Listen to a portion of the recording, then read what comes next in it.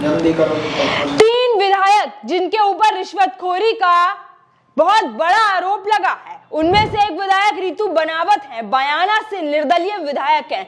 उन्होंने एक बहुत बड़ा कदम उठाया है। उन्होंने कहा है कि कोई भी कथित आरोप अगर सच साबित हो जाएगा तो मैं राजनीति छोड़ दूंगी।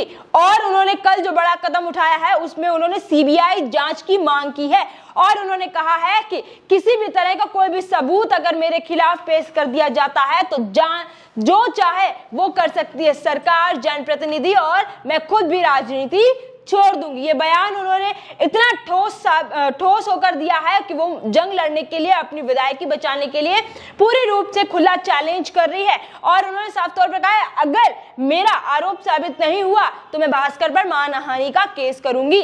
और आप सुनिए, उन्होंने साफ तौर पर कहा है कि जब से ये आरोप लगा है तब से सभी जनप्रतिनिधियों को संदेह के घेरे में ले लिया गया है। चाहे कि 200 में से 200 विधायकों की बात कर लें, 3 का तो नाम ऊपर आ गया, लेकिन जितने बचे हुए विधायक हैं उनको भी संदेह के घेरे में लिया जा रहा है, क्योंकि एमएलए लेड की जो अनुशंसा की जाती है वो जनता के कार्यों के लिए की जाती है। अगर उसमें बड़ा रिश्वतखोरी का मामला सामने आता है तो ये भ्रष्टाचार के आरोप लगते हैं, और वही लगा भी है तीनों विधायकों के ऊपर। तो इसीलिए रितु बनावत अपने आप को साबित करना चाह रही है। यहाँ पर उन्होंने सीबीआई से जांच की मांग की है और उन्होंने कहा है कि सीएम भजनलाल शर्मा की ये जो नीति है, जीरो टॉलरेंस नीति, जिसमें एक भी भ्रष्टाचारी को बख्शा नहीं जाएगा, चाहे वो छोटे से बड़ा कोई भी क्यों ना हो।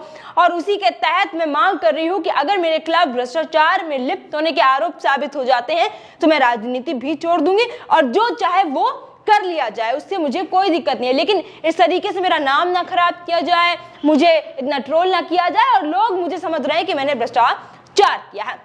हालांकि हम कह भी नहीं सकते अभी कि आगे क्या कुछ होगा, क्योंकि आज सदाचार कमेटी की बैठक है जहां पर तीनों विधायकों को बुलाया गया, उनसे पूछताछ की जाएगी, जिसमें रेवंत राम डांगा जो कि खियूसर से विधायक हैं, बयाना से निर्दलीय विधायक रितु बनावत और अनीता जाटव हिंडौन से विधायक, उन तीनों को यहाँ पर बुलाया गया है, उनसे बातचीत की जाएगी। सदाचार कमेटी की बैठक में उनसे पूछताछ की जाएगी कि आपने क्या कुछ किया है, क्योंकि आपके ऊपर बड़े बड़े आरोप लग रहे हैं। लेकिन अभी जो सीबीआई जांच की मांग की है, इसने पूरे मामले को और गंभीर कर दिया है, सोचने पर मजबूर कर दिया है सभी को कि क्या वाकई में रितु बनावत जो है निर्दोष है, उन्होंने कुछ किया नहीं है, उनको सिर्फ और सिर्फ टारगेट करने की कोशिश की जा रही है। क्योंकि उन्होंने लगातार कहा है कि मेरे को सिर्फ और सिर्फ टारगेट किया जा रहा है, मेरा किसी से कोई लेना देना है। ये देखना बहुत दिलचस्प और रोचक होगा कि आगे इस पूरे मामले को लेकर कैसे डील करेगी सरकार और कितने पर आरोप साबित होंगे और कितने जो है निर्दोष ठहराए जाएंगे।